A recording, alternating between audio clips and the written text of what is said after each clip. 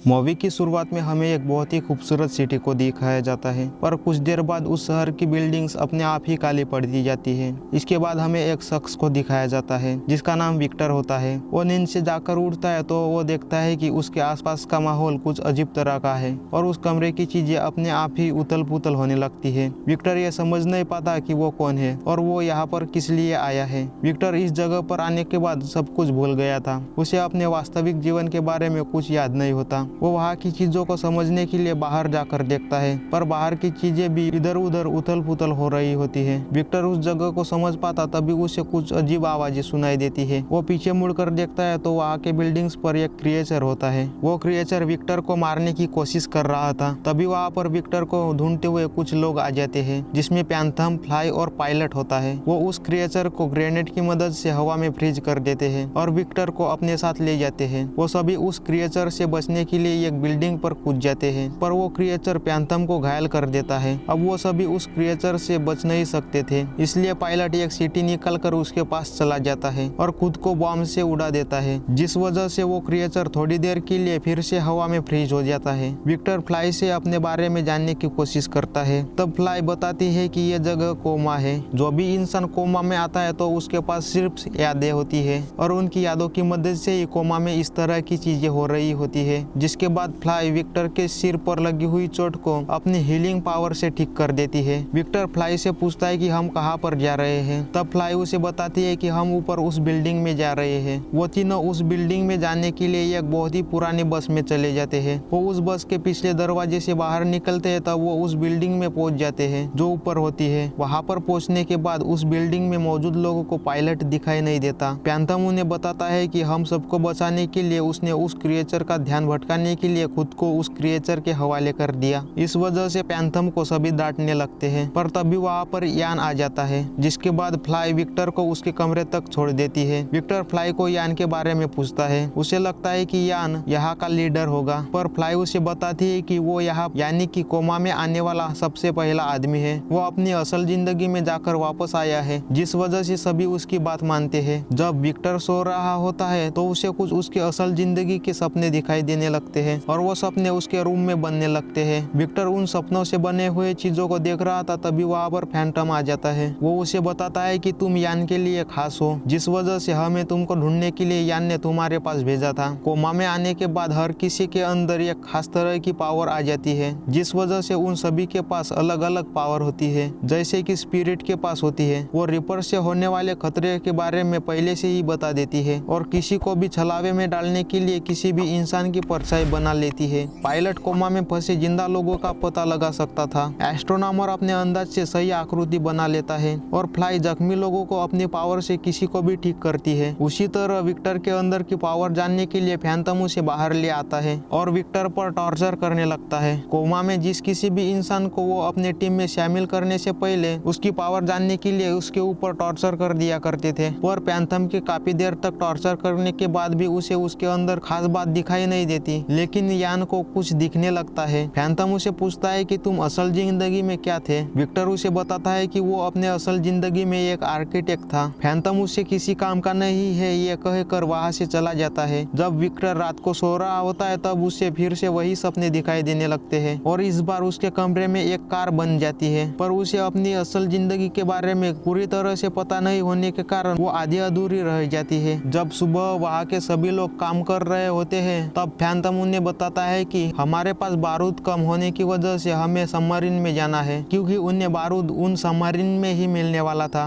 और फैंटम अपने साथियों के साथ जाने लगता है। वहीं पर विक्टर काम कर रहा होता है। उसके पास यान आ जाता है। वो उसे बताता है कि कोमा में आने के बाद एक दिन उनके असल जिंदगी के मायने यहाँ पर कई महीनों के बराबर होता है और एक महीना कई सालों के बराबर होता है। यान उसे अपनी काबिलियत पहचानने के लिए कहता है। वो विक्टर को यहाँ पर ऐसे ही नहीं रहने देना चाहता था, जिस वजह से यान विक्टर को पैंथम के साथ बारूद लाने के लिए भेज देता है। वो सभी सबमरीन की तरफ जा रहे होते हैं। तभी स्पिरिट को उन रिपर की आवाजें आने लगती है, पर एस्ट्रोनॉमर के मुताबिक उन रिपर को उन तक पहुंचने के लिए 2 दिन का समय लगने वाला था और वो वहां से जाने लगते हैं। थोड़ी दूर जाने के बाद उनको नॉम की टर्नल दिखाई देती है। दरअसल वो सबमरीन वाली जगह नॉम के यादों की वजह से बनी हुई थी और उस सबमरीन की देखभाल कुछ अजनबी गार्ड्स कर रहे होते हैं। सबमरीन में जाने से पहले पैंथम उन सभी सभी को अपने पास रखी हुई सीटियां दे देता है ताकि वो रिपर्स आए तब वो सीटी बजाकर उनका ध्यान भटका सके। इन सीटियों को रिपर्स को अपनी तरफ आकर्षित करने के लिए बनाया गया था। जब भी उनको उन रिपर्स से खतरा होता तो उनमें से किसी एक को सीटी को ऑन करके उसके पास भेज दिया जाता और वो खुद को बम की मदद से उड़ा देता जैसा पायलट ने किया था, ताकि उनके ग्रुप को ज्यादा खतरा ना हो। पैंथम स्पिरिट को उन गार्ड का ध्यान भटकाने के लिए कहता है और उनको पीछे से आकर उन्हें मार देता है। पर एस्ट्रोनॉमर के रोकने के बाद भी पैंथम उन गार्ड से लड़ने लगता है। उनके गन की आवाजें सुनकर रिपर्स उनकी तरफ आने लगते हैं। उनमें से ही उनका एक साथी सबमरीन के दरवाजे को अपनी कोडिंग से अनलॉक कर देता है, जिसके बाद वो सभी सबमरीन वाली जगह पर चले जाते हैं और सबमरीन से बारूद निकालने लगते हैं। पर उनके लड़ने की आवाज सुनकर वहां पर रिपर्स आने लगते हैं। पैंथम उनको रोकने के लिए बारूद वाले पेटी की चेन विक्टर को पकड़ा के रिपर्स की तरफ जा रहा होता है। तभी विक्टर उन्हें आवाज देकर उन्हें वो चेन पकड़ने के लिए कहता है, जिस वजह से पैंथम उस पर गोली चलाने की कोशिश करता है। पर स्पिरिट के रोकने पर वो गोली चेन को जाकर लगती है और वो बारूद की पेटी फिसलती हुई नीचे आने लगती है। तभी विक्टर अपने दिमाग पर जोर देकर वहाँ पर एक स्लाइडर बना देता है, जिस वजह से उस बारूद वाले पेटी को कुछ नुकसान हुए बगैर वो सही सलामत नीचे आ जाती है। अगर वो पेटी नीचे गिर जाती तो वो सभी वहाँ पर मारे जाते। आर्किटेक्ट ने सभी की जान बचाने के कारण वो उन सभी का चहीता बन जाता है। अब यान आर्किटेक्ट की मदद से कोमा में एक ऐसा आइलैंड बनाना चाहता था जिसमें किसी की यादें ना हो और वो आइलैंड रिपर से सुरक्षित हो। यान का यह फैसला सभी को ठीक लगता है और वो सभी इस आइलैंड को छोड़ने के लिए तैयार हो जाते हैं। पैंथम ने अपने स्क्वाड को खतरे में डाल दिया था, इस वजह से यान अब एस्ट्रोनॉमर को स्क्वाड का लीडर बना देता है। एस्ट्रोनॉमर वो आइलैंड कहाँ पर बनेगा इसकी जगह तय करता है। दूसरे दिन वो सभी अपने पुराने वाले आइलैंड को छोड़कर जाने लगते हैं, पर स्पिरिट को अपने आसपास रिपर्स के होने का एहसास होने लगता है, जिस वजह से एस्ट्रोनॉमर नया रास्ता ढूंढने के लिए उन सभी को अलग अलग जाने के लिए कहता है। विक्टर भी रास्ता ढूंढने के लिए वहां से चला जाता है। जब विक्टर रास्ता ढूंढ रहा होता है तब उसे एक प्लेन दिखाई देता है। वो उस प्लेन के बारे में अपने साथियों को बता पाता उससे पहले विक्टर के पास एक रिपर आ जाता है। वो रिपर विक्टर को मार पाता उससे पहले विक्टर का साथी आकर विक्टर को उस रिपर से बचाकर वहां से ले जाता है। तभी पैंथम वहां आकर विक्टर के जेब से सिटी बाहर निकाल लेता है। उन सबको लगता है कि पैंथम ने सिटी एक्टिवेट कर दी है, पर अब पैंथम यान की सच्चाई जान गया था, जिस वजह से वो यान की तरफ इशारा करते हुए यान की सच्चाई बताने की कोशिश करता है। वो यान की सच्चाई बता पाता उससे पहले यान उसे गोली मार देता है। पैंथम को रिपर ने विक्टर को बचाते वक्त घायल कर दिया था, उस वजह से पैंथम भी रिपर बनने लगता है। पैंथम रिपर बन रहा था, उस वजह से उस पर गोली का असर नहीं होता और वो वहां से भाग जाता है और उन सिटी से रिपर्स का ध्यान भटकाने की कोशिश करने लगता है। पैंथम भी रिपर हो रहा था, इस वजह से वो उनके पास नहीं आते और वो आगे जाकर वहाँ के इंसानों को मारने लगते हैं। विक्टर उन रिपर्स को रोकने के लिए वहाँ पर एक दीवार बनाने की कोशिश करता है। तभी यान उसे रिपर से बचाते हुए वहाँ से ले जाता है। वो उन सभी रिपर से बचने के लिए भाग रहे थे, लेकिन विक्टर ने अपने दिमाग के ऊपर ज्यादा जोर देने के कारण अपनी असली जिंदगी में वापस आ जाता है। इससे पहले विक्टर अपनी असल जिंदगी में आर्किटेक्ट था और वो बिल्डिंग्स के 3D मॉडल बनाता था। उसके आइडिया और 3D मॉडल वक्त से आगे होने के कारण कोई भी उसके प्रोजेक्ट को पसंद नहीं करता था। पर एक दिन उसके मॉडल के बारे में डॉक्टर यान को पता चला, जिस वजह से उसे यान ने अपने पास बुलाया और उसे बताया कि तुम्हारे जरिए हम कोमा में एक अलग ही दुनिया बनाना चाहते हैं, एक ऐसी दुनिया जिसका वास्तविक दुनिया से कोई ताल्लुकात ना हो। विक्टर को यान का ये आइडिया बेकार लगता है और यान के बारे में बाहर अफवाहें भी चल रही होती है, जिस वजह से विक्टर अपनी गन की मदद से वहाँ से बचकर भागने लगता है। वो वहाँ से बचकर भाग रहा था, तभी उसकी गाड़ी का एक्सीडेंट हो जाता है और यान विक्टर को पकड़कर कोमा में भेज देता है। यान ने विक्टर को कोमा में भेजने से पहले कुछ मिनट पहले फ्लाई को भेज दिया था, जिस वजह से वो वक्त से पहले आगे चल रही थी। अब विक्टर को यह पता चलता है कि उसके साथ जो लड़की थी वो और कोई नहीं बल्कि फ्लाई है। फ्लाई उसकी गर्लफ्रेंड होती है। डॉक्टर यान उस कोमा में हाईटेक शहर बनाना चाहता था, जिस वजह से उसने अलग अलग लोगों की टीम बनाई जो कोमा में उसे काम आ सके। वो उसे बताता है कि कोमा में आज से पहले प्राचीन राजाएं रह चुके हैं, पर जिस किसी भी इंसान को कोमा के रिपर्स छू लेते हैं उनका दिमाग असल जिंदगी में मरने लगता है और उनकी मौत हो जाती है। इसलिए यान विक्टर की मदद से उन रिपर्स से बचने के लिए एक आइलैंड बनाना चाहता है, लेकिन विक्टर अब कोमा में नहीं जाना चाहता था। पर फ्लाई कोमा में फंसी होने की वजह से विक्टर कोमा में जाने के लिए तैयार हो जाता है और विक्टर को कोमा के अंदर भेज दिया जाता है। अब फिर से विक्टर वही कमरे में आता है जिस कमरे में वो पहले आया था। वही कोमा में विक्टर के साथी उन रिपर से बच रहे थे, तभी वहाँ पर विक्टर आकर एक ब्रिज को उन रिपर्स के ऊपर गिरा देता है, जिसके बाद एस्ट्रोनॉमर विक्टर को वो जगह दिखाता है जिस पर आइलैंड बनाना था और विक्टर अपनी कोमा में मिली हुई पावर की मदद से यह खूबसूरत आइलैंड बनाने लगता है। थोड़ी देर के बाद वो आइलैंड बनकर तैयार हो जाता है। विक्टर ने यान की सच्चाई उन लोगों को बताने के कारण वो लोग अब कोमा में नहीं रहना चाहते थे, पर असल जिंदगी में उनकी कोई पहचान और दर्द के अलावा कुछ नहीं मिलने के कारण यान के समझाने पर वो कोमा में रहना चाहते थे। लेकिन यान अब उनको इस आइलैंड पर रहने देना नहीं चाहता था। यान ने कोमा में आने से पहले उन डॉक्टरों को उनके वास्तविक शरीर में एक तरह का इंजेक्शन देने के लिए बताया था और उनके दिमाग तक ऑक्सीजन ना पहुंचने के कारण वो घुट के मरने लगते हैं, जिस वजह से कोमा में भी वो धूल बनकर गायब होने लगते हैं। अब उनके पास कोमा से बाहर निकलने के लिए 15 मिनट का समय था। तभी विक्टर को यान की बात याद आ जाती है। यान ने विक्टर को कोमा में भेजने से पहले उसे एक पिछले खुले दरवाजे के बारे में बताया था। वो दरवाजा उसी हॉस्पिटल में होता है और वो तीनों एस्ट्रोनॉमर की मदद से उस कमरे तक पहुंच जाते हैं। उस कमरे के पिछले भाग में वैसा ही मंदिर होता है जैसा विक्टर ने उस हॉस्पिटल में दीवार पर लटके हुए तस्वीर में देखा था। वो उस मंदिर की तरफ जा रहे थे, पर अब एस्ट्रोनॉमर भी धूल बनकर चला जाता है। तभी वहाँ पर यान आ जाता है और उन्हें कोमा से बाहर जाने से रोकने लगता है। वो विक्टर का गला दबाकर मार रहा था, तभी वहाँ पर एक रिपर आ जाता है और यान को मार देता है। वो रिपर पैंथम होता है। अब यान को कोमा से बाहर जाने का रास्ता मिल चुका था, पर फ्लाई भी धूल बनकर गायब होने लगती है। पर विक्टर अपने असल जिंदगी में आकर उसे जगा देता है। वहाँ के डॉक्टर उन्हें देखकर कुछ नहीं कहते, क्योंकि यान की हालत बहुत ही नाजुक हो चुकी थी। फिर विक्टर फ्लाई के साथ अपने घर आ जाता है। अब विक्टर बहुत ही सरल तरीके से बिल्डिंग के मॉडल बनाता है। वही दूसरी तरफ यान के खिलाफ सरकार को कुछ सबूतों की कमी के कारण उसके संगठन में लोगों की भर्ती जारी रखने का फैसला सुनाती है। अब फिर से विक्टर के पास डॉक्टर यान का लेटर आता है। वो उसे फिर से अपने पास कोमा में बुलाना चाहता है और यह मूवी यहाँ पर ही समाप्त हो जाती है।